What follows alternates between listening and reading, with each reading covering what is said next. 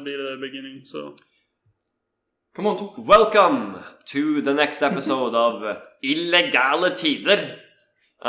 We're going to try an experiment this time, which is to do the entire talk in English. Yeah. And we'll see how that works. the thing is, when Henrik isn't here, things go to shit. We start doing like crazy shit. And Yeah, we're gonna basically. see what happens. So this is going to be... They were dancing naked on the tables and all. Well, in fact, we're they all won't be naked able right to now. hear that, so we can. Yeah, fair if point. you, I mean, you I'm don't- sitting here. You don't in have skirt. to wear clothes. They're not going to hear it. Yeah, but We're the not mic gonna be, is it's not close going to be enough to possible to the hear microphone. that we're Things sitting here swing naked about. right now. we're sitting here naked with our dicks very close to each other's mouths. You think that's my foot hitting the table? Oh God! Don't. Anyway, so we're just doing the shit talking podcast today, but we're going to talk a little bit about the pop culture war in pop culture. Where's a weird term, isn't it? Pop culture war and pop culture. What? Like It's a culture war in Culture pop war culture. in pop culture. Oh yeah. And the tendency of certain groups, not naming any names here, to insist that we want to be included in this. And then find out, we don't like this. Change it. Yeah. And then some people say, we don't want to change. You hate us. Yeah. We want you to do everything as we say it. Or another And that way must be because you hate us specifically. Yeah. or another way of saying it is we want all your shit, and then the other group says fuck off, it's mine. Yes, but then the first group says, you hate women. That's why you don't let us I fuck thought we off. weren't naming names. Well, it is kind of difficult at this point. Yeah. I am certain there are people who completely... It's like, you hate women. No, we hate you. Yeah. Specifically. It's not about It's just that you happen to be female. Yeah. It's not the Pretty fact that much. you're female. You see So, how well, that works? technically I'm going to work as the As a female? ordstyrer här. The moderator. As the moderator. So, you guys talk and I just sit down and relax and yell at you if you talk too much over each other. Okay. I mean, So there's how yeah. How about them Ghostbusters stuff? I've actually only seen the trailer, and that was enough for me to see. Okay, everything they said about it was probably right, and I don't need to see it to verify I did actually it. hear someone say that it wasn't too bad.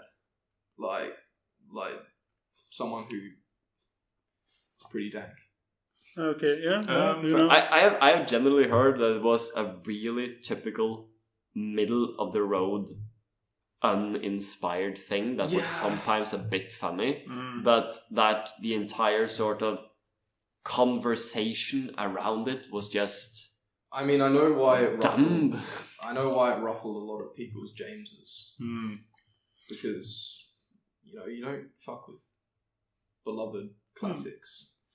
But Hollywood does do that again and again and again. It's what Hollywood is built on, because a lot of the movies that we today think of, those are great classics of cinema if we're going to stay in the cinema space. Like Ben-Hur and Ten Commandments and all that stuff. Again, they're Bible stories, but this Ben-Hur's not a fucking Bible story, you numpty. Nope. That is true. Ben-Hur, not the Bible story. Yeah, Ten Commandments. But Ben-Hur is... And then Jesus got in a chariot and rode off into the sunset. Jesus Christ. Okay. Sorry, Bring it down, but bring yeah. it down. But yeah, Ben-Hur, the classic one, but it's a remake of a movie from the 30s. Yeah, it's a good movie. Classic. Yeah, exactly. And stuff like that. So, remakes in of Wasn't Ben-Hur from the 30s? Or is this just... No. When people think of Ben-Hur, they usually think of the 50s version. Oh. The color version, but there's the black and white version. Yes, we are back in action after the computer crashed. Yeah, the computer got a bit annoyed with us. That's why it's called PC. Oh my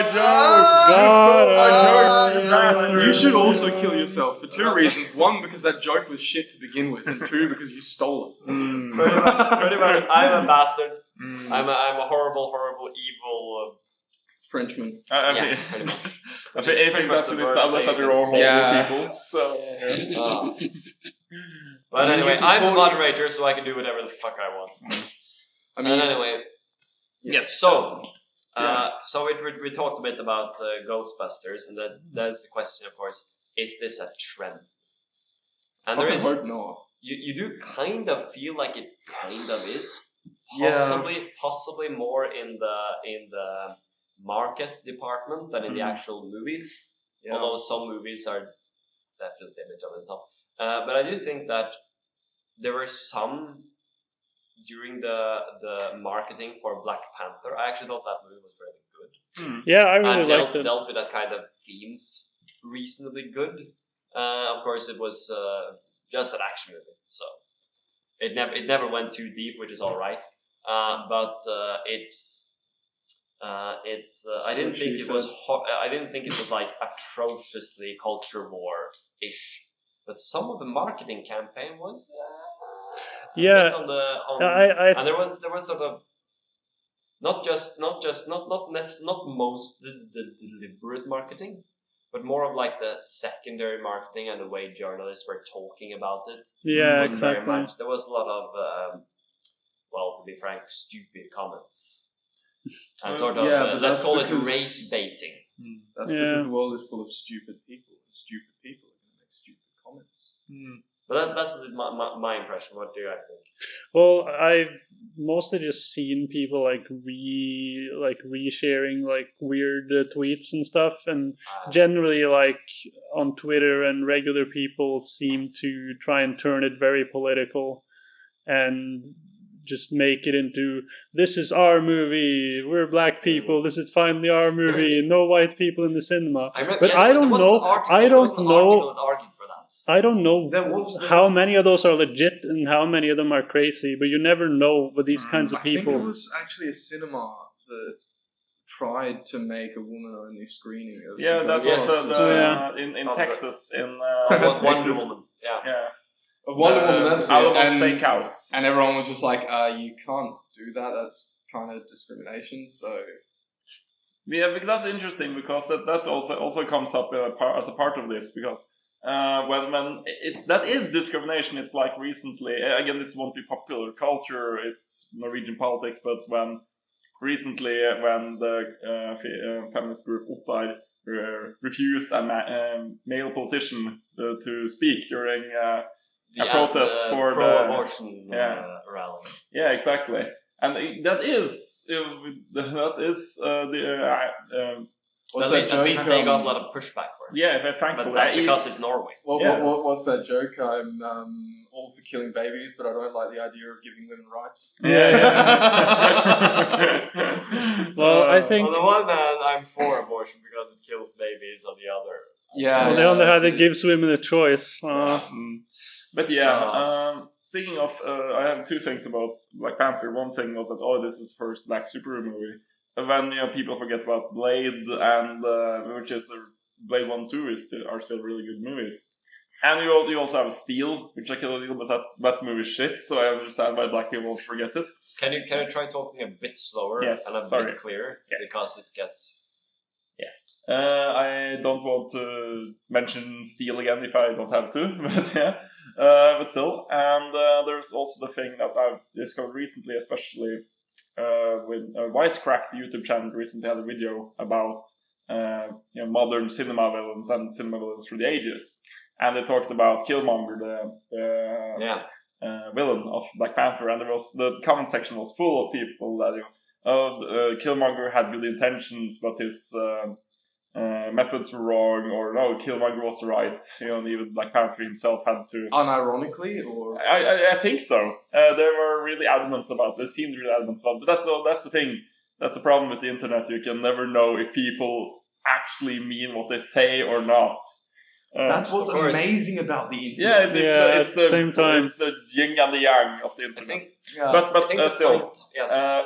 what's interesting, what I got out of Killmonger as a character is that He was he's basically Black Hitler. in a way, it's because his crusade is really personal. He claims to do this for the black man, but when you look at it and also what he does in Wakanda, it's fairly obvious that this is a suicide mission. This war, the Wakanda is supposed to begin against the white man, the oppressors, will destroy them because Wakanda is one of the most technologically advanced but they're countries still in the world.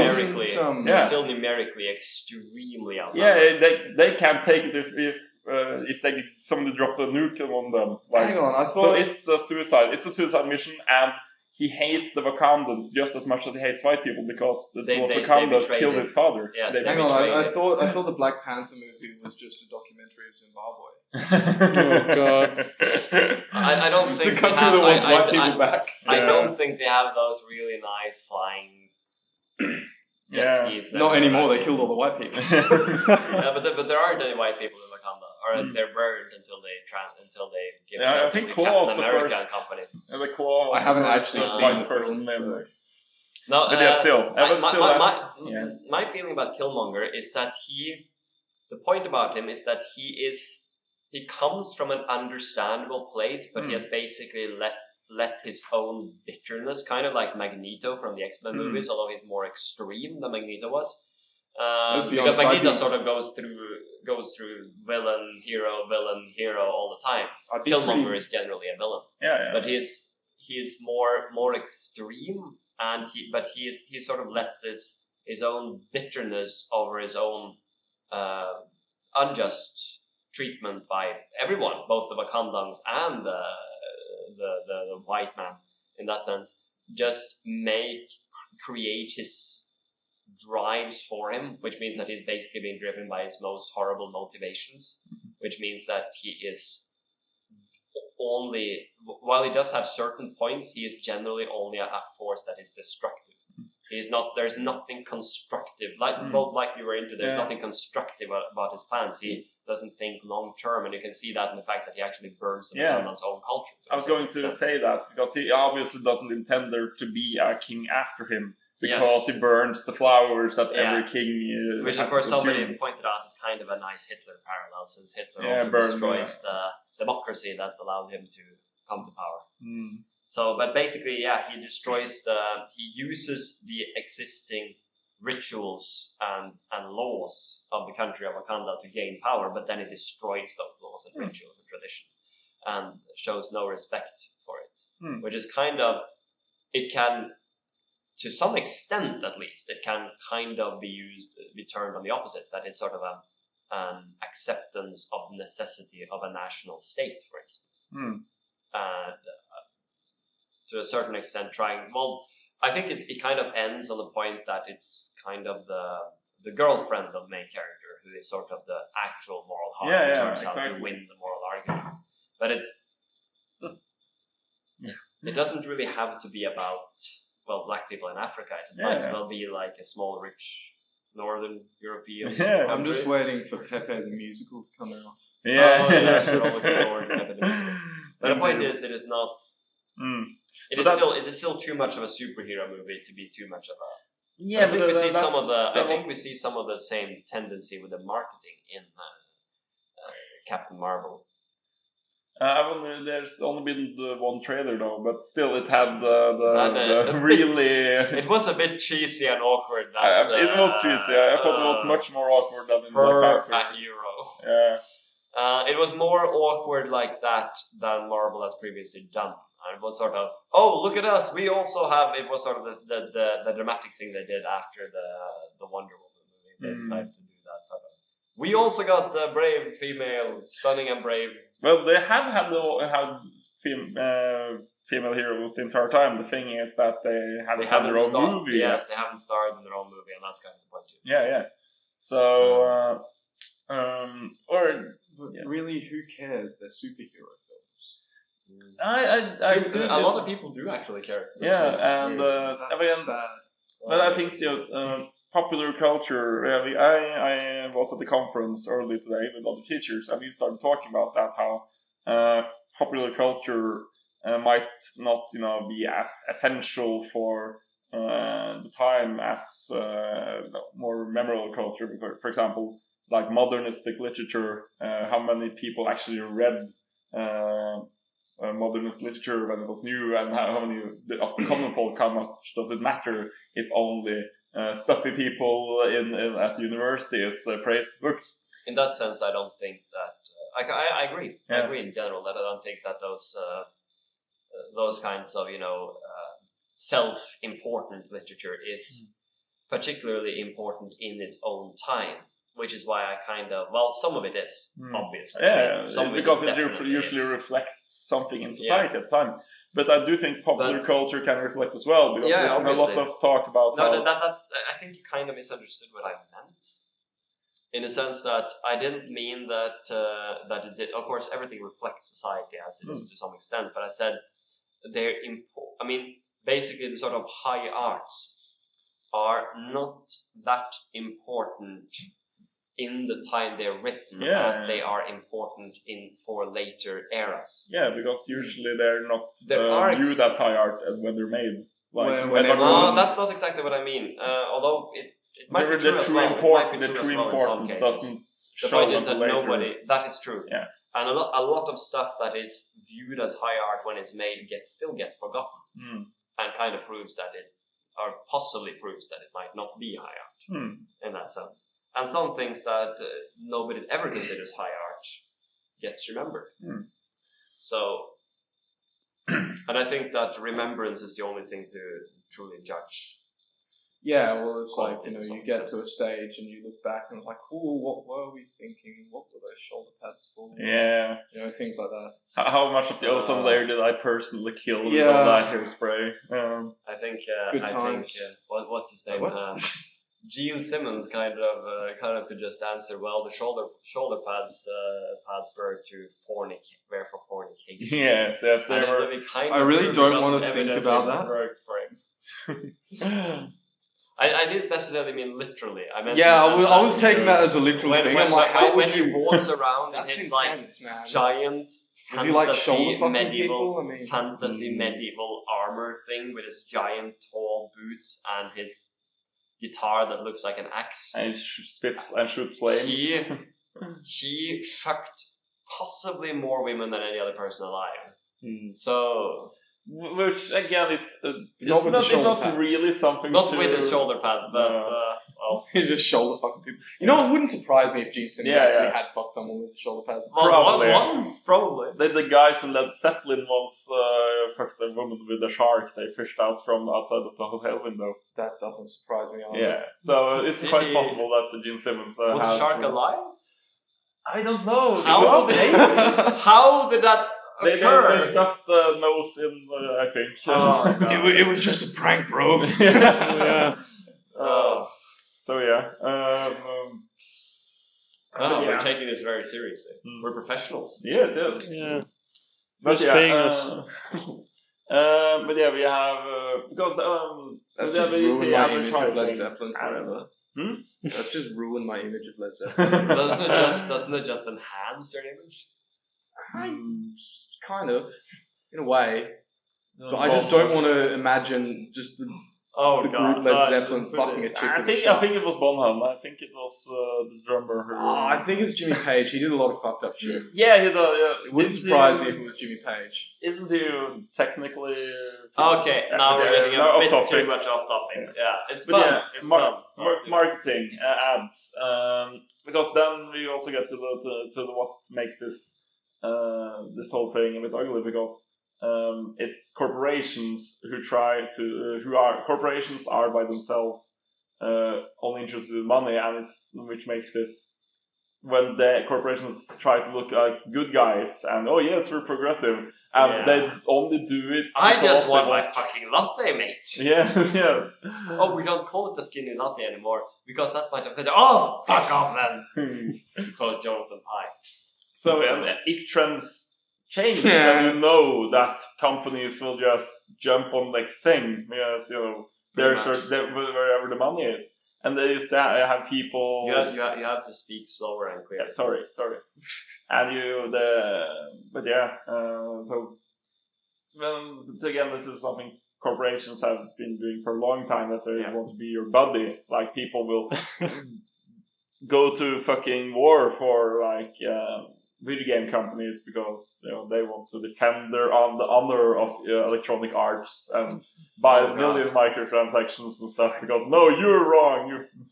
What it makes me think of is these. I don't know if you've seen it, but there's these companies that have tried to use memes in their marketing. Like for example, this anti-smoking ad that's extremely cringy that makes you wanna, I don't know, stab your eyes out. cease existing.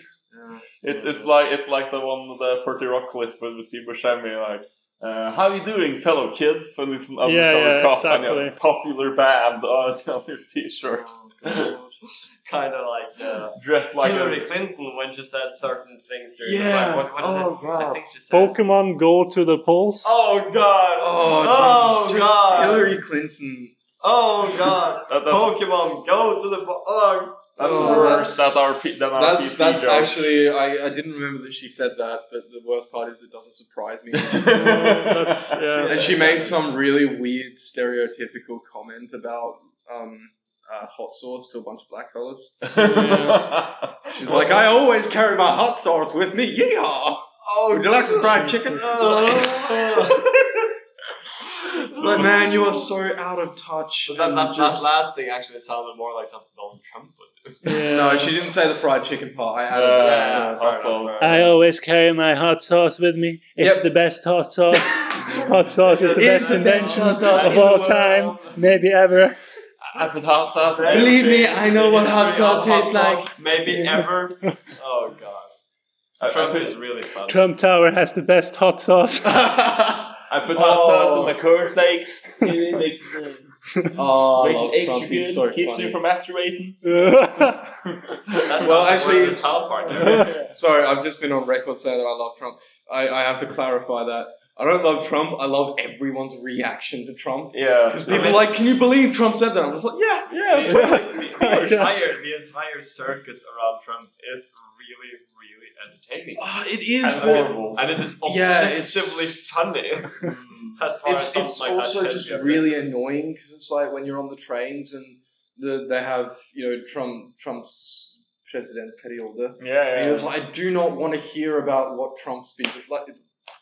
Breaking news, Trump took a shit. It's like, come on, just do something interesting. As a president, Trump apparently has been fairly inactive. He hasn't been doing much, especially Yeah. Didn't even build that wall of his. very little legislation. He has apparently started shooting protesters with tear gas. Yeah. Although Oh, yeah. tear gas Just personally, like himself, he just stand there. with tear gas. I think there was No, you have fake news. there was a satirical site who pointed out that Obama now really criticizes Trump for the use of tear gas. I would have used a drone strike. Yeah. Much more effective. You don't have to even be there. We don't have to be there. Obama has this sort of strange way of talking where he sort of makes his kind of weird pauses. A lot of politicians do that. It's an art to pause. But It works I think sometimes. It's weird because a lot of hypnotherapists do it as well. Yeah. Oh, fuck. Oh my God! It's like, have you guys seen Get Out? No. Okay, you should see Get Out. What is it actually about? What is sort of the point of it? They want to spoil it because half of the fun is realizing that it's I'm still a probably good not going to movie see it. after the twist, but the twist makes it, and you can probably figure out part of the twist fairly early, but It's the guy who also played in Black Panther, right? yeah, The guy yeah, who is sort of a traitor, but then sort of comes back to the good side. yeah, it's true. What It's side's the good side? The good side is the one that Black Panther is on. yeah, Of obviously. course, yeah. But it's generally fairly easy in superhero movies. Yeah, you kind of work it out pretty quick. fairly early. The guy with the big S on his shirt's the good guy. Why? Because he's super.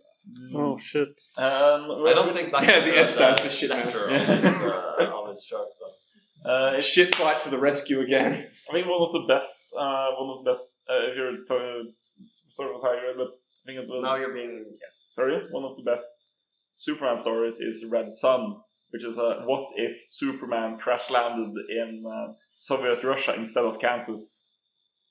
So it's actually a really good superhero book. I've heard about that one actually. Yeah. with You Superman get as best a- buds with Joseph Stalin. Oh, God. Yeah. Hey, Stalin was. But of course, the problem is. Hey, with no, Superman- we've mentioned Sorry. Stalin. No, you have to, Yeah.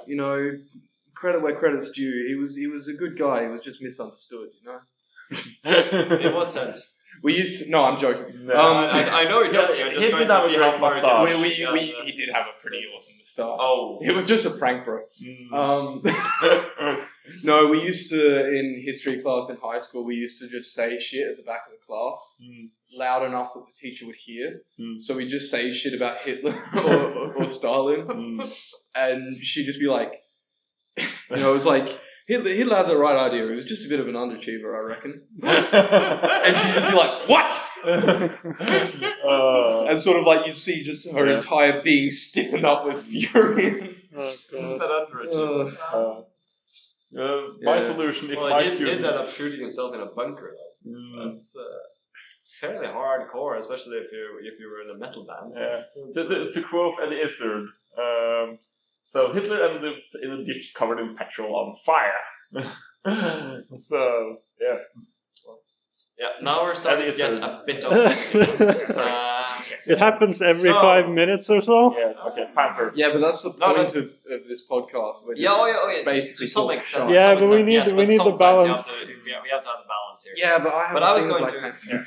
Huh? I am now going to move on a bit in the Yes. general podcast because I feel like there's if you're sort of going past the corporations and past everything, there's a tendency recently, like I was talking about earlier to some extent, where you have a sort of controversy that is kind of manufactured in the beginning, in the sense that you're having just a general fight. I think the big example, I have to mention it, even though we're probably going to do a more serious discussion of this at a later date, but I have to mention it in the context of Star Wars, but also in the context of certain things earlier. Like, I think the most notable thing is Gamergate, where you have something that is not primarily about gender. It is about something else, some kind of disagreement about the way one thinks about art to an extent, an annoyance with people trying to politicize it.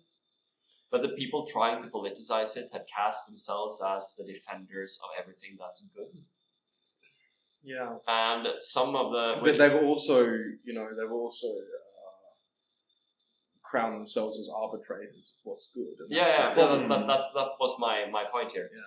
And what happens is that you get this sort of dynamic where you have a group that gets really, really annoyed with this, and they start to fight it. And some of those, they do have their extreme elements, and this is of course in the internet age where the what's it called? Extreme elements are hilarious. Yeah, the extreme elements gets boiled to the surface a lot more than before, and there is a sort of feedback loops that sort of create nasty, toxic. I'm not going to say toxic. I would say venomous cultures where they just sort of it gets very, very easily into, like, let's call it shit fights. And some of them get fairly nasty. But the point is, when one group sort of has arbitrated themselves as sort of the ones fighting for, well, in this case, let's just use the umbrella term here, social justice. And a lot of the rest of society, not all, but a lot of the rest of society kind of agrees with them, particularly in like the journalistic professions. A lot of mainstream sources and stuff. Kind of agrees with them, and then but it becomes difficult to criticize them without being called a hater of social justice. Yeah, exactly. That's what I was going to say. And then you get the it's spiral. Kind of a sneaky. And then you get a spiral. Then you get a bad spiral where like the first elements feed off each other, and you get this feeling that, well. Can I have the talking pencil? Let the officer talk. I'm just trying to introduce. Can I have the talking pencil yet? You can have the talking pencil now. Are you sure? It's kind of. We're recording something here. We should put up sign. It's kind of a sneaky tactic where these sorts of people will label themselves. Not other people will label them. They will label themselves in this way, and say, we are for social justice or we are for equality or feminism, and then if you're like, I don't agree with what you're saying, all of a sudden it becomes, well, then you hate social justice or you hate equality or all that. It's really kind of sneaky and slimy. I don't like it. Well, there's I don't know if you know Dr. Randomer Cam. Yeah. Not in the short term. In the short term, it's brilliant. Well, in the long term, made it just destroys the trust. Calm down. Sorry. He made a video with a title called "The Zebra Crossing Fallacy," and that was kind of his word that. You see, for example, a zebra, and someone says to me, that zebra is white, and I say, no, it's actually black and white. Gray. And then they're saying, are you saying it's not white? No, I'm saying it's black. Are you saying it's not white? That's sort of what you fall into. Yeah. Where... But you get Look around the cam's pretty... Well, he was really funny in the beginning. I'm very mixed on his videos.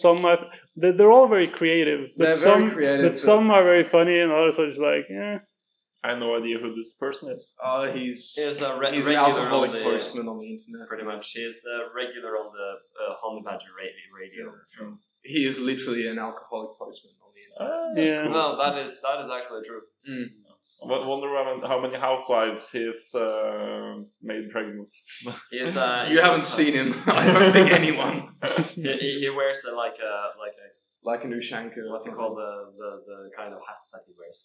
Yeah, that's really descriptive, mate. He wears that hat that he wears. Yeah. Sort of a, you know what I'm talking about. Ushanka, like that sort of. Oh yes. That sort of furry, fuzzy. The Russian hat. Yeah. You know the one, comrades. Yes. We're all communists here, aren't we? Oh yeah, especially. Now we should start talking in Russian so the CIA don't pick up our plans to take over. Yeah. Oh no, Babushka is Western spy.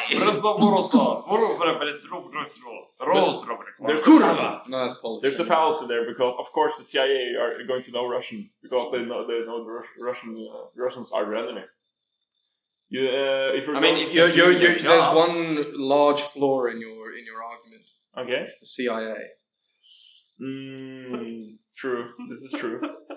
But yeah, back on topic. Actually, it's the NSA, but they couldn't think of a way out of a paper bag. That was my mistake. But yeah. The CIA is kind of weird in that sense because they obviously have a lot of really, really, really talented people. I mean, the CIA World Factor is fantastic, phenomenal. But when they're actually trying to put something together, it generally. Again, they did overthrow the democratic elected government of Iran in the 50s fairly decently without hitch. But 20 years later, they screwed the pooch big time, or 30 years actually. But again, they're a huge organization, and huge organizations are hard to manage. A huge organizations generally does worse than smaller organizations.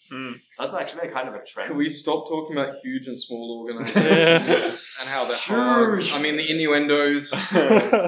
Innuendo bingo here. I was going to helicopter my cock again. Okay.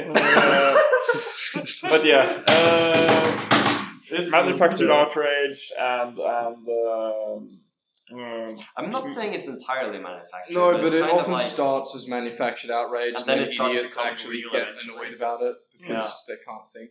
But then it sort of becomes real, and also, of course, just to clarify, when I say idiots, I don't mean like one side is stupid. It's like both sides come in and they just I find that offensive. I find your place offensive. I find it's like I kind of agree that during, for instance.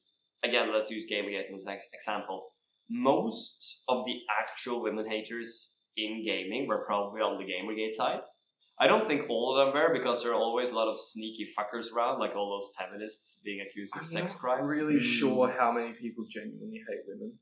No, I mean, I haven't been to the US. Again. That place is pretty crazy. Yeah. But I honestly, like in my life, I don't know. Yeah, I don't really think. I think there are certain men, obviously, that have certain bitternesses because of personal experiences. But I think there are more people who hate men than hate women, actually. Yeah. Well, I don't know. But yeah, I kind of think that I don't hate is probably kind of a weird word. Well, the thing is, probably discussed that this that with, part of Gamergate is so blown up. Obviously. By everything. That was kind of my point. That was my point here. I think that most of those people who genuinely hated women were most likely on the Gamergate side. But I think those were such a small minority of Gamergaters that it didn't really matter. Of course, I don't even think most of the people who actually made death threats, even though there were definitely but anyone let's just say everybody should ignore that part of it, and death threats should always be stamped down on. But I don't think most of them really hated women as women per se. I think a lot of people reacted. I think to they just a bunch hated of the specific women that they were making death threats. I think a lot of people just reacted to what is it? The fact that a lot of people who weren't gamers, who happened to be females, were coming in and being retarded on games. Yep, pretty much. And they're just like, get the fuck back in the kitchen, bitch, and just making jokes like that. You know. Yeah. And and then you guys know me. You know that's a joke coming out of my mouth, and I think that's a lot more of it than actual genuine hatred of girls. I think that's generally completely true. But try to convince the media of that. Because now when you react that way, then you have given the other side fodder. Look, of course these people hate women.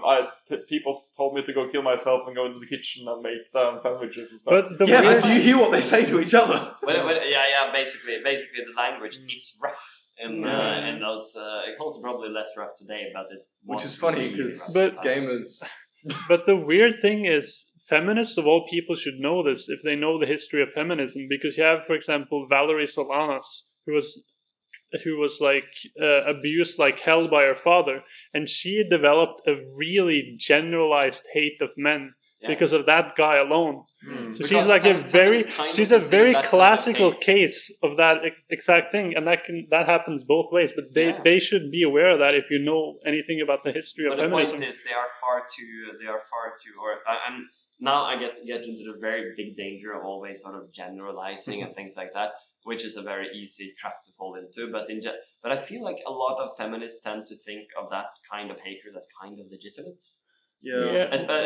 Specifically hatred by weak women towards strong men in there. You hear a lot, but that's sort of... They kind of think it's legitimate. I would say that kind of makes it very difficult to have which is kind of like the idea of like reverse racism. Fucking talking pencil. Sorry. Sorry, you. No one can talk unless they're holding this pencil. Yeah. Fuck, I've forgotten what I was going to say. I'm really bad at being my own moderator. Yeah, I've noticed. Yeah. No, I'm just taking shits, but Oh, Eric Andre is actually getting us a talking pencil. A legitimate. Okay. Sweet. Thank you. Well, it's actually more of a pen. Yeah, to be fair. It kind of is, but it's what I have. We'll just pretend. But how do we stop this one guy from just talking? I'm holding the fucking talking pen. Okay. I forgot what I was going to say, but how about that Red Dead Redemption 2 shit that everyone's freaking out? Oh yeah. I don't know about you guys, but I think that shit. The meme with the dude beating up the feminists. Yeah. Oh my god. Well, I mean, part of the fun of a historically accurate game is that you can fuck with like history and things that actually happened. And this is just another example of that. And of course, some people are pissed at feminists, so they find it extra funny, and other people love. He has a talking pen now. And other people love feminism and think it's great. I at least agree with the voting thing, but it's still funny as hell. Just to make sure, probably those listening know about this, but there was the controversy about Red Dead Redemption 2 in a video where a person killed and tortured and killed NPC suffragette. And I was really shocked because I heard about this. The first place I heard about this was in the morning, 6 o'clock in the morning, eating my breakfast and listening to Norwegian radio. And you never hear anything about video games on Norwegian radio, usually, unless there's a special program. But this was a big enough thing that I heard about it. Oh my god. Yeah. That's hilarious. Oh god. I just think it's so funny that people get so... It's like the... It's also stupid, but it's like, oh It's like that. It's okay to be white stuff. How just everyone freaked the fuck out, and that's the point. Yeah. Yeah. And that's again like you were talking about. Hang on, I'll just finish this. You were talking about the reactionary thing or whatever that psychological thing is about how reactance. That's the thing. And that's what they're doing. That's why they had the whole "it's okay to be white" and all that sort of stuff. Is because they know that the media is gonna basically the fuck out. Basically, if you reach a point in the conversation about race, where hanging up posters that say "it's okay to be white" is a racist dog whistle, then somebody screwed the pooch in the way they handle that conversation. And I'm not talking about the actual racists because they're getting their aims. I mean, they are clearly doing something right if you consider their actual plans of doing it. It's the anti-racists who fucked that up. Yeah. Extensively. The people who want there to be no racism, they should be really careful about sending discourse. That not the brings up real a question, anti, though. like that brings up a question though of is that what they really want? yes, always a exactly. Yeah. Because I think sometimes I feel like maybe I live in like heaven or something, because whenever people talk about these evil racists and stuff, I'm like, I can't think of one person I've met that's not anti-racist. I met one. But well, actually, I met a couple, but I know. Well, okay, a couple of people too, when I really think about it. But pretty much most people I know are anti-racist. They just don't call themselves that because they don't feel it's necessary to point out. But the ones that do, they usually aren't that successful anti-racists because they have a very agenda for helping some people, and others they're kind of like, just a small comment. See, I just pull. Okay. Oh, yeah, I'm done. Okay. However, if you just a slight inshoot here about the new book by Trædal. If you guys caught that. Nope. Trædal, Norwegian politician, has been in like the main anti-racist organizations in Norway for a long time. Yeah. He was in that. He's married to the woman from the Miljøpartiet De Grønne. Oh God, poor guy. Holy fuck. And he not Trump. That's not her name. I forget her name. Okay. I don't know. But anyway, it's not that important. The point is, he was in that radio debate with Hans Rustad and Helge Lurås, which was a clusterfuck and a disaster. But anyway, he wrote a book about how to deal with extremist right now. I couldn't stop thinking that you are the last person in the world that one would want to deal with the extremist right, because you are the reason they are doing well. I mean, people like him is the reason why, because his only solution is to shame. Yeah. I've got to head off now, guys. But Real nice. Thanks for joining us. I just last comment sort of thing. I just go full Aussie on people like that, you know, and just say the most heinous shit that I can think of. The best ones to wind up are. I noticed. Yeah, I know, right? The best people to wind up are sort of like upper middle class Americans. Yeah, I can imagine. Because white, they just upper middle class white Americans. Yeah, because they just you can just say anything, and it's like I used the word nigger with one fella just because I knew that I'd get a rise out of him, right? And so I said something, you know, I'm a nigger or something like that. It's like, you can't say that. What, nigger? You can't! And you just freak it out. I find that funny, but at the same time, I think that might also make it worse because, again, it's when it's escalation, because then they think that in their eyes, when you use that word, you must be a racist, and then they validate, but he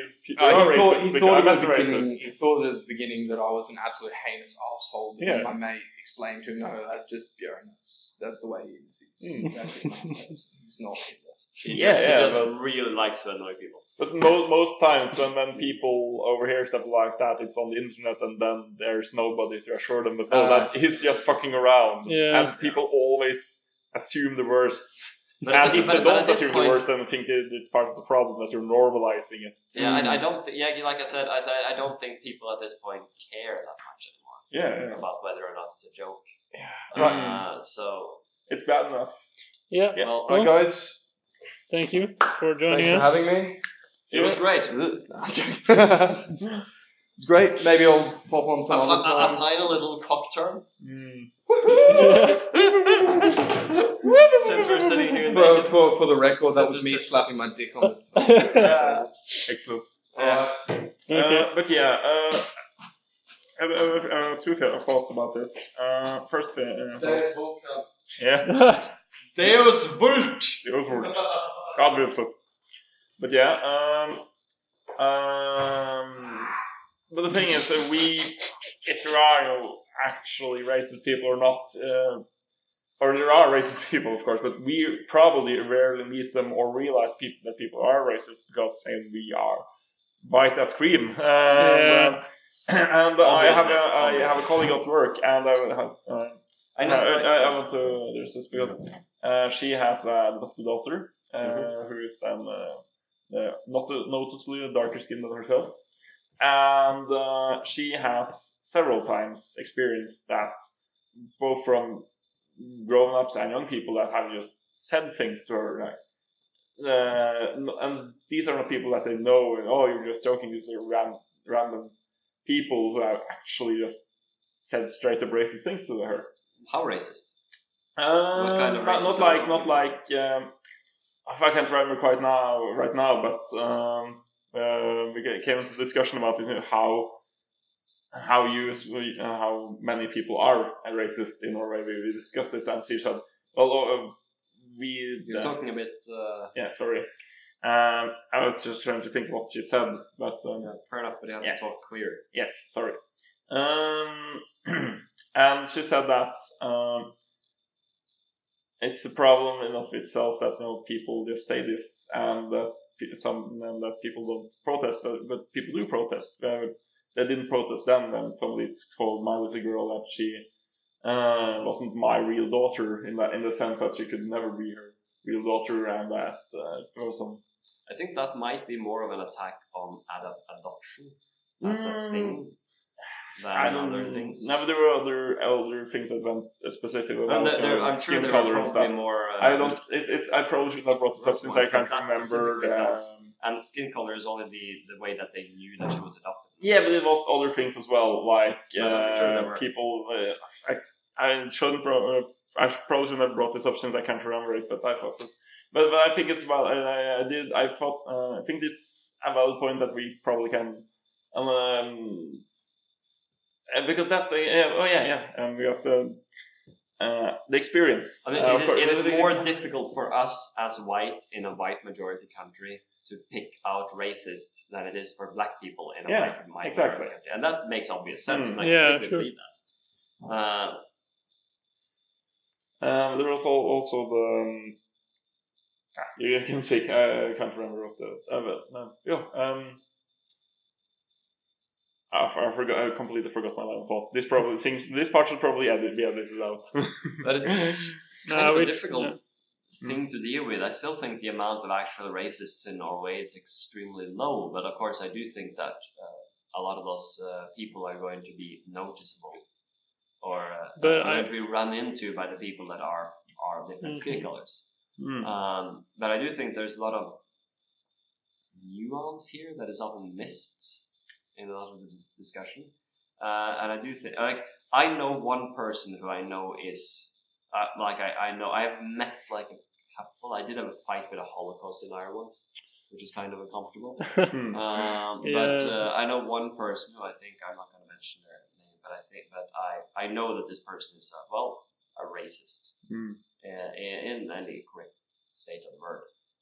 But he's not the kind of let's kill all the black people racist, but it's kind of he's certain that different human species have different capabilities, and that most people should generally be in their own ethnic state and be with their own kind of thing. So like he is absolutely racist. There's no bones around it. There's absolutely no doubt about it. There's and I think in his case, spending some time with him, I think is primarily a racist because he is, let's just say, he is born with a very, very, very high level of what might be called in-group homogeneity bias. We all have it to some extent. In-group homogeneity bias is basically our tendency to prefer the people that are like us. Although in most cases it is lower level than that, and it does not necessarily for most people have to be about race. It can be about other stuff as well. I mean, people that are very obsessed about politics and really, really hate their political opponent can also have fairly strong income homogeneity bias, at least to some extent. But this guy, I know he has, when he talks about it, I feel fairly certain that he has a very strong, very biologically wired bias there, that he continually uses his own fairly considerable intellect to sort of justify, in a sense. And I think there's a certain level of any population that would be kind of like that. I'm very strongly reminded about the authoritarian dynamic, and I'm not really sure there is anything to do about it completely. One can teach people to be polite, I suppose. But you cannot legislate feelings. I am absolutely certain that most of our political beliefs is conditioned with our feelings. Yeah. Well, the kind of person you're talking about is probably someone who would score high in disgust sensitivity and in a trait called orderliness, which is an aspect under conscientiousness, which Obviously. sort of makes more authoritarian ideologies appeal more to you. Yeah. But I also think there's a deeper issue here that you don't really go into, which I sometimes have an issue with the progressive left, because I agree that, like, you shouldn't use violence or stuff like that against different groups, and you shouldn't discriminate against them. But for example, with stuff like gay marriage, I feel like you shouldn't be able to make it illegal in itself, but I don't think you should be able to force a church to marry a couple if they don't believe in it, because I think it's a lose-lose situation. This is a bit outside of the point of this. Yeah. But I kind of agree that gay but the marriage is point case, the point I was going to make is that, as you were talking about, a certain subset of those people will exist, and I don't think anyone has the right to demand that anyone else has to like them or like their group. You have a demand that they won't discriminate against you unfairly or be violent towards you, but you don't have any entitlement to them liking you. And I often feel like the progressive left sometimes forgets this in certain of their causes they push, or they don't agree with me there. I think they disagree with you there. Yeah, they think that a gay person has the right that people have to like gays. They can't dislike them. It's not just discrimination or something. I think the most strongly felt bunch of these activists, well, at least those that are actually pursuing the goals that they claim to pursue. I mean, there are certain edge cases there, but in general, let's just assume charity. Yeah, it's more productive in general. But if you're just assuming charities, I still don't think their goal is not really toleration; it is acceptance. Yeah, they want a society with no ill feelings toward different. But that's. And I kind of think I kind of see why they want that. Such a society would be nice, but I think it's impossible. I think it is an example of what you might call utopianism to an extent.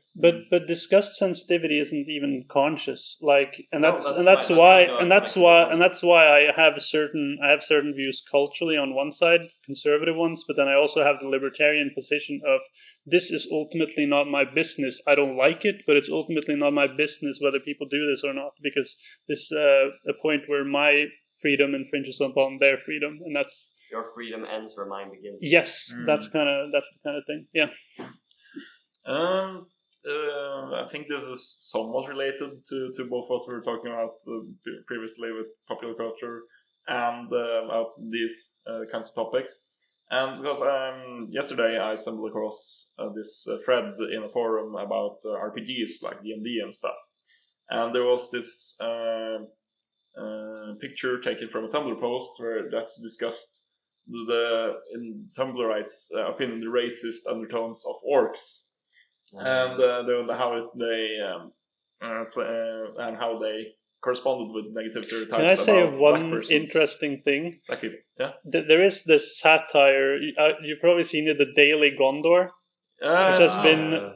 Okay, so this is a satire sort of magazine that bases itself on Lord of the Rings, and now an actual real newspaper has done that.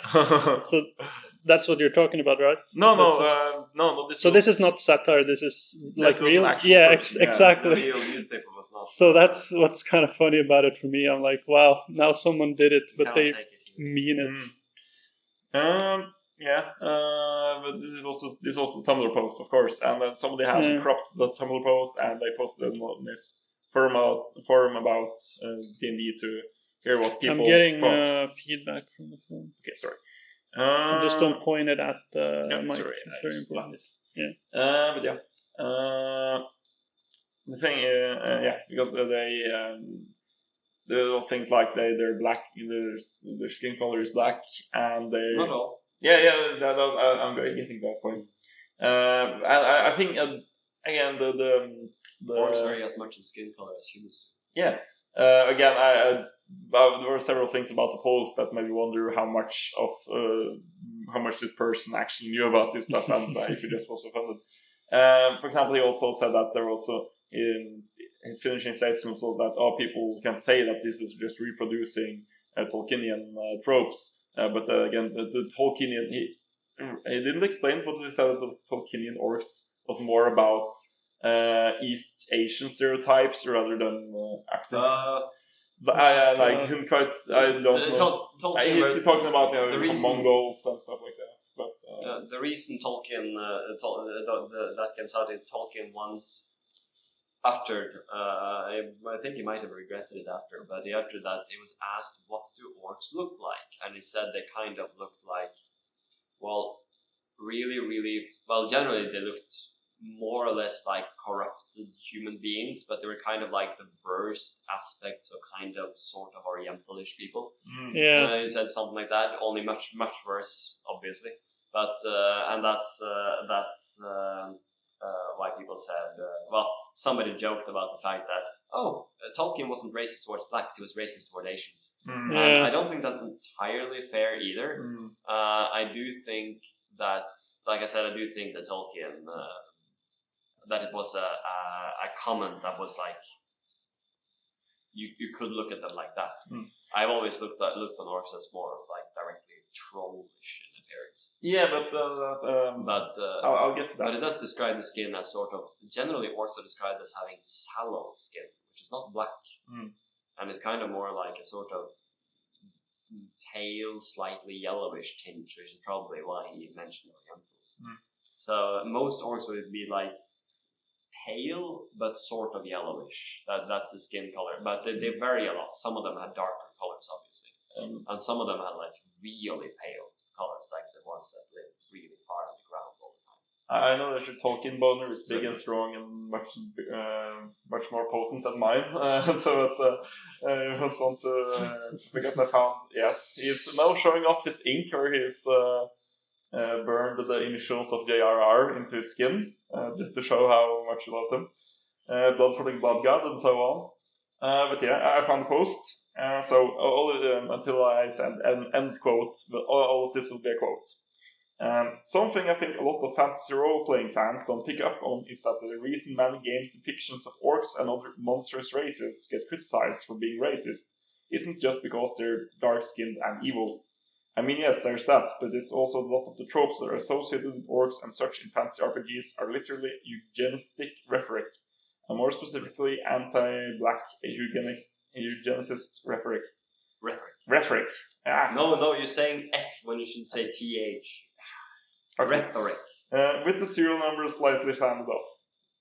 Like you ever notice how common the following elements are? You read too quickly. Sorry. Okay, but this is the important part. 1 point, being capable of using complex tools and weapons but relying on raiding and pillaging to obtain them, not because they're incapable of making them, but because they're simply too contingently lazy to do so. Point number 2, having an intrinsic drive to despoil and corrupt the fruits of civilization, and in particular taking pleasure in destroying beautiful things specifically because they are beautiful. free, being treated as childish, superstitious for believing in evil spirits, even though such treatment makes no sense from a world-building perspective because they live in a fantasy setting and evil ghosts are objectively real. 4. Reproducing rapidly. That last one is not part of Tolkien. Yes, I know. I'm getting to that. Reproducing rapidly and reaching sexual maturity quickly, typically at an age when a human would still be a child, with great emphasis placed on the danger of them outbreeding civilized people if left unchecked. Yes, and 4th, lusting for women of other species, resulting in all manners of twisted half-breeds. Heroic members of their kind are typically drawn from these half-breeds, who must struggle constantly with their base natures. Also not Tolkien, but that's also to some extent because Tolkien avoids much sexual. Yeah, he was a proper British gentleman. You don't talk about things like that. But yeah, and so quotation here. Seriously, a lot of this stuff is copied and pasted directly from 19th century eugenistic creeds. Yes. About the intrinsic inferiority of the black race, they basically just scratched out the N-word and wrote in orc. And no, you can't pass it off as folks imitating Tolkien without realizing that they were doing it. While Tolkien's orc undeniably employ racist imagery and stereotypes, there's mostly anti-East Asia stuff, of anti-black stuff, incorporation of explicitly anti-black tropes into fantasy fiction depictions of orcs is a more recent development, and at least some of the folks do it absolutely knew what they were up to. And end quote. I don't think there are many East Asian stereotypes in orcs, it's just that they kind of look like East Asians. Yeah, again. Do they even though? But most East Asian stereotypes are very, very different. I mean, there was only after the Second World War that East Asians got the sort of, specifically the Japanese got the sort of horrible murderers. In the sense that it might be a bit Mongolian, but Mongolian is more North Asian than East Asian. East Asian is more like China, and nobody would accuse the Chinese of not being able to build a civilization. Ironically, that would be pretty dumb. Ironically, I think that recently, and I reacted to this on 2 points. One is that I've played D&D and stuff for a while, and very rarely have I met any DM that will use like these standard, just pure evil orcs. Usually they are depicted in some, mostly because it's quite boring to just have a race that's just evil. And I think we talked about how Tolkien didn't like that either from a Tolkien was never Tolkien developed the orcs when he was like 19, I think. Yeah, exactly. Very, very early in his development because basically the bad guy needed nukes. Yeah, exactly. And he was never, the original version of the orcs was more or less created out of dirt. He never got comfortable later in his life when he got more sort of aware of things. He got very uncomfortable by the idea of having a race that was primarily evil. So he got through a lot of very, very complex. He never actually managed a completely satisfactory solution for it.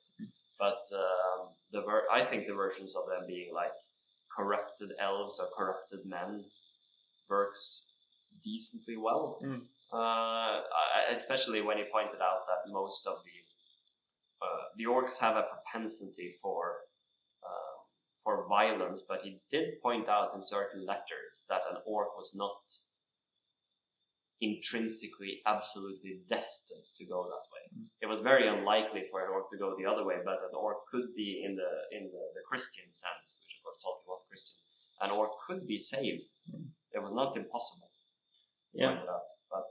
But again, there's So back on the thing, because again, I rarely met orcs in RPG sessions with this, and when you look at what are the next to the Tolkienian orc, what are the most famous orcs in popular culture today? The green blizzard orcs. Exactly. You have the blizzard orcs, and probably you have developed by Paul Anderson. He called them trolls. Yeah, you have the Warcraft orcs, and you have the Warhammer orcs, which are they're a mixture chaotic, of the two. Yeah, they're chaotic evil, but they're mostly played for fun. They're pretty likable. They're horrible murders. Of course, funny and likable. You wouldn't like them if you lived with them. No, but most people love to play orcs because the orcs are fun. Yeah, and they can make things go faster by painting them red. Yep. But you Rage have go fast, and they're also very obviously based on British hooligans, exactly. which is not racially coded in the same way. Mm. Although you could argue that there's a form of classicism there, Mm. which it almost certainly is. Then you have the Blizzard Orcs, which are mostly Proud Warrior race guys. Yeah. Yeah, I don't know if you've seen the Warcraft movie. I haven't seen it yet. No. Okay, because one of the things they say there is, I think that there's a dialogue between one of the leaders of the orcs and someone else, and they basically say that for us, war isn't something that creates problems, it's how we solve our problems. Mm. They have a sort of culture that's based on constantly having war. So Again, people have cultures. yes, based on that. exactly. There are human That's been the truth like for most of history. And then there's the Let's just final have a part. big old war. And then there's the final orc I think of is the Elder Scrolls orcs, which started as regular mooks, but as the games have gone on, they've become more and more developed. To the point that you can actually play as one. Or you could play as one by the second game. You can play as one in the first game, but you could play one in Daggerfall, and it's been ever since. And the thing is, and those are probably the most developed orcs because they are sort of semi-savage, but they're still noble, and they're the most Proud Warrior race guys out of all these orcs. A little shit talk digression about the doing a lot of small wars. There was some discussion in a forum that I frequent about the fate of the UN Security Council and how we're going to deal with that, because Germany has suggested to France that France change its permanent seat in the Security Channel to a permanent EU seat because Britain is leaving the EU. Of course, this is almost certainly not going to happen, but anyway, based on this discussion, somebody mentioned that maybe they should sort of try to restructure the Security Council and let different nations do small tournament wars for the permanent security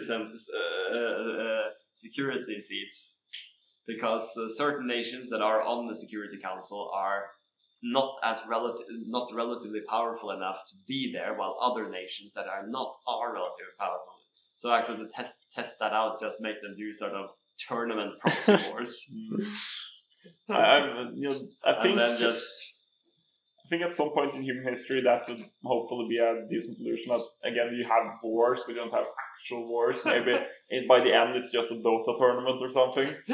Better not go to war with the fucking Koreans. Yeah, it'll be StarCraft. If this ends up being Dota tournaments, then the Koreans are gonna ace everybody. Yeah. Which is why it won't be that. That's why I'm going there in the summer. You better make friends with them. Before it's too late. That is why should people allow that if they have a lot more weapons? So that is what a bigger power only agrees to that kind of tournament with a smaller power if they're as likely to win. Basically, if their warrior is bigger and stronger than the other guy.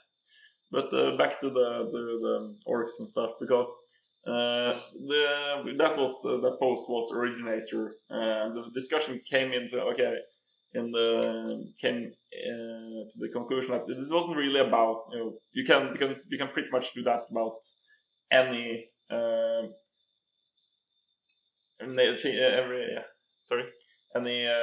race or nationality or something. If you have negative stereotypes about these are like this.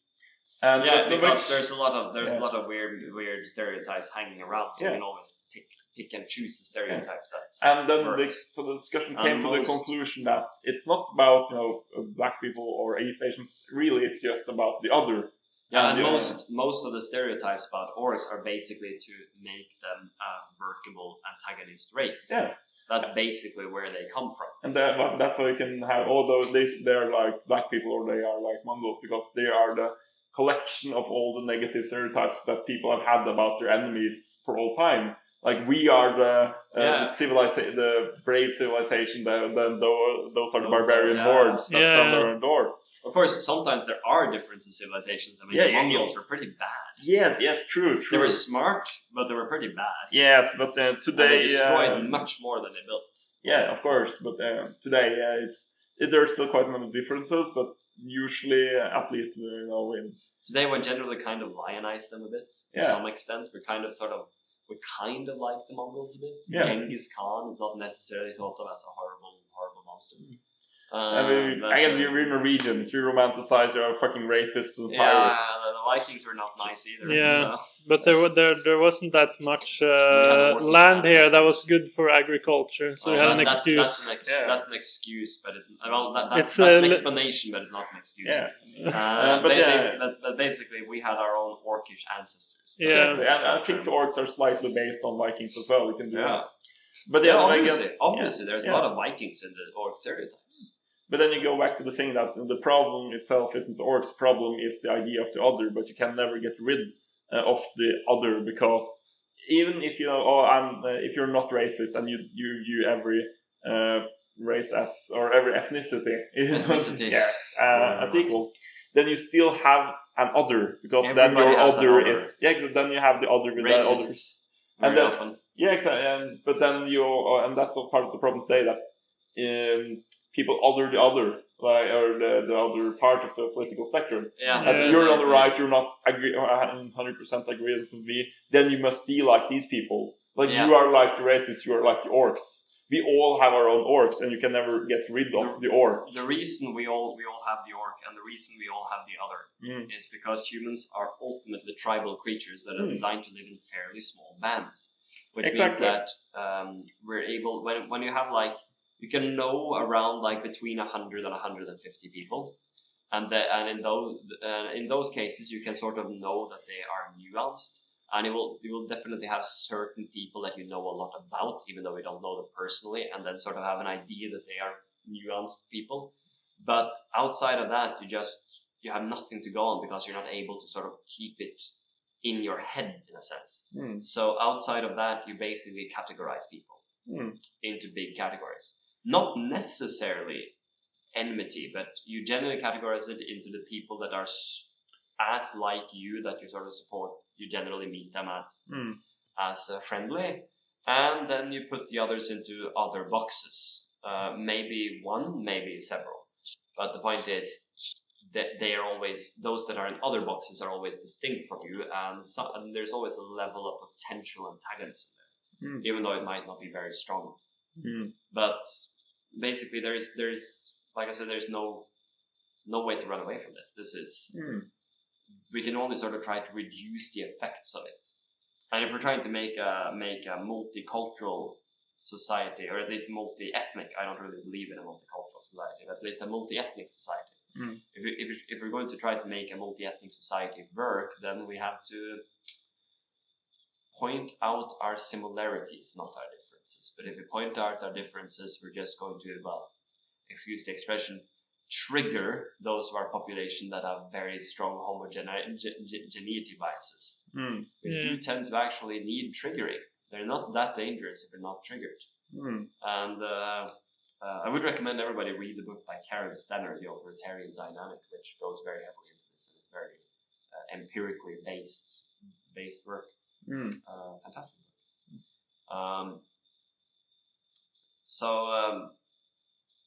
But I think on that note, we're going to run towards the exit.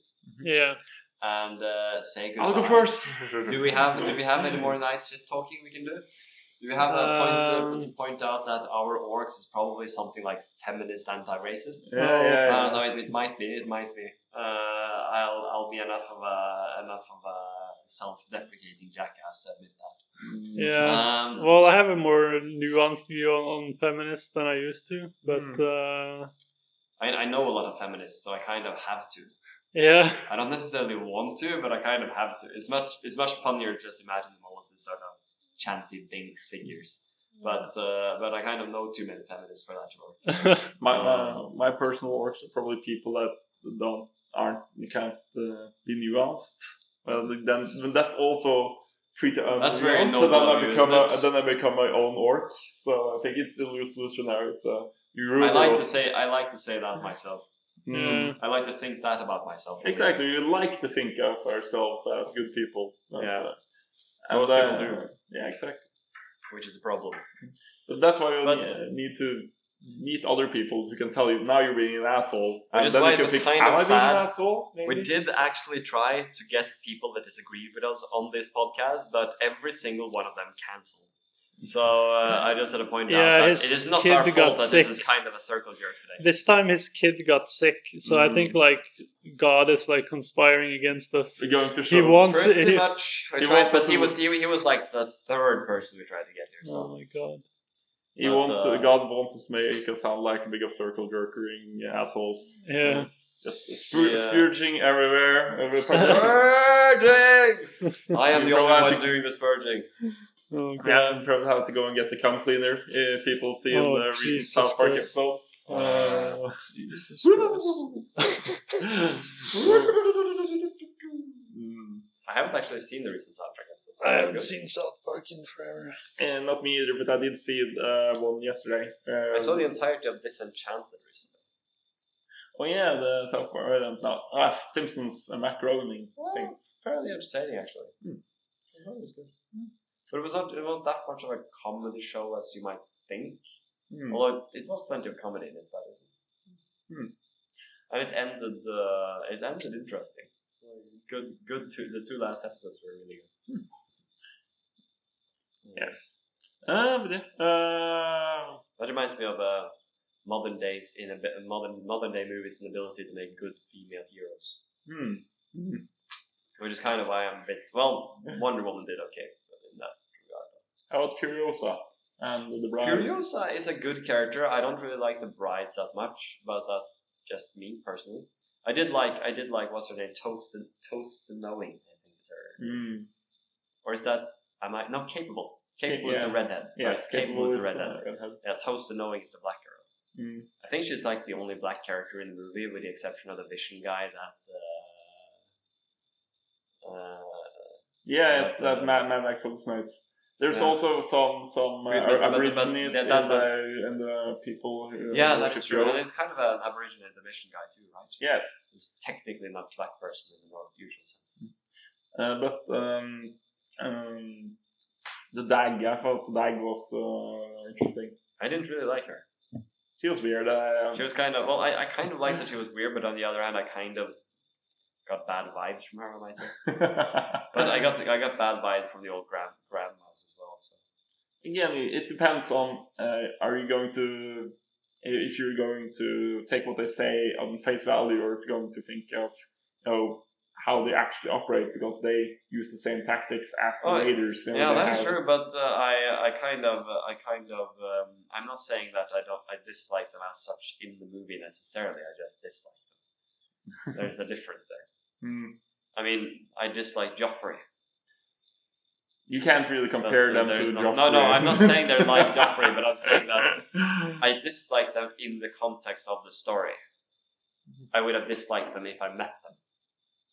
As opposed to, I dislike them because they're Mary Sue-ish, or because I dislike what the director is trying to do. I'm not certain what the director is trying to do, actually. So but I think that's a good thing. Say, that's definitely a good thing. So I won't necessarily say that I dislike them in that sense, but I still dislike them as Yeah, you wouldn't want to have a beer with them.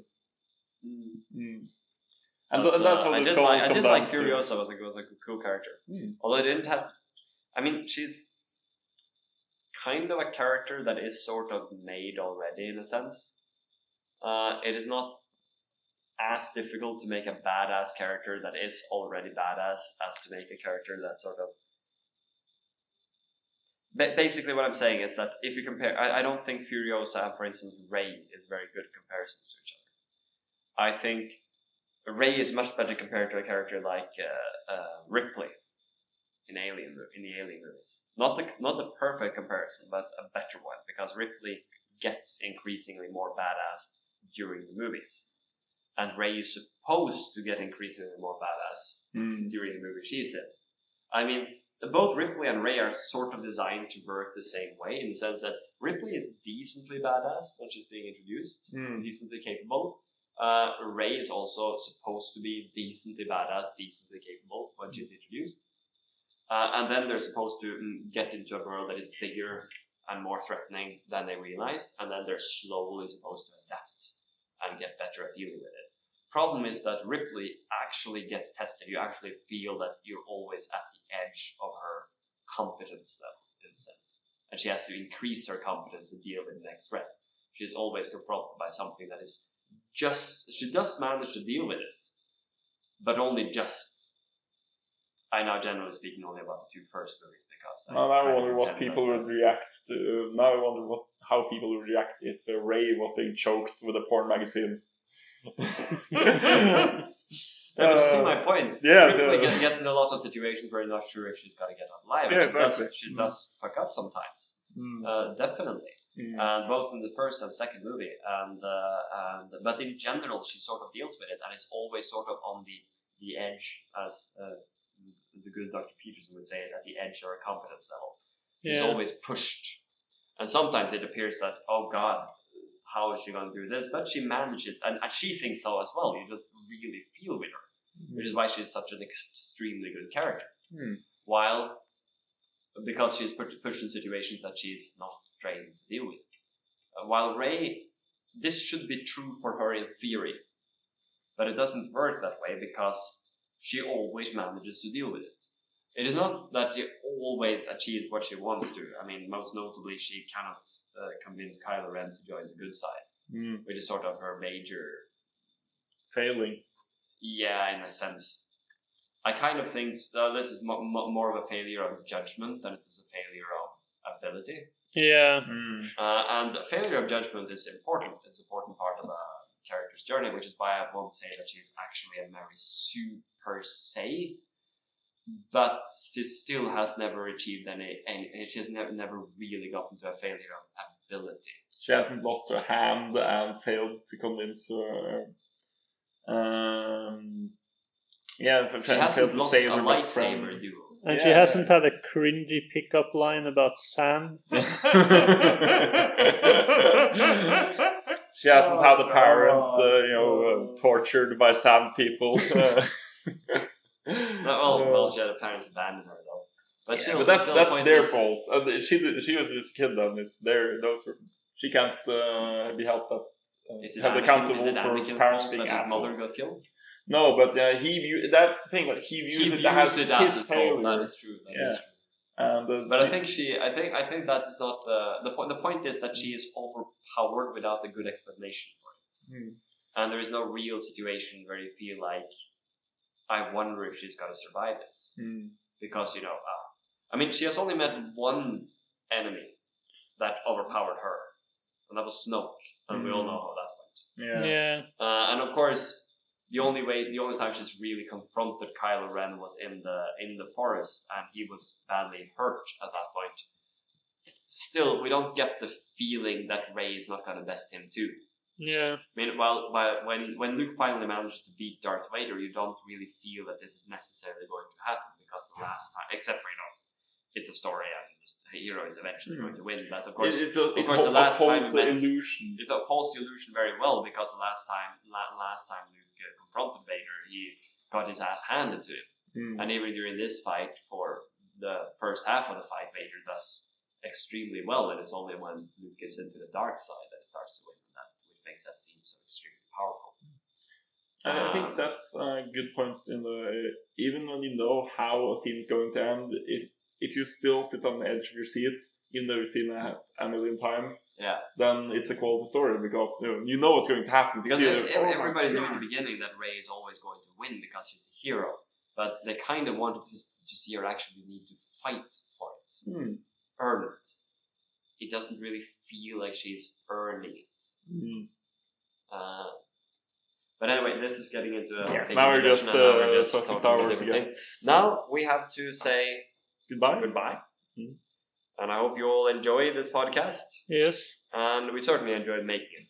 Yeah, it was fun. If you don't like it, then please send your hate mail to idon'tgiveafuck@oslonorway.com. Yes. Page, no!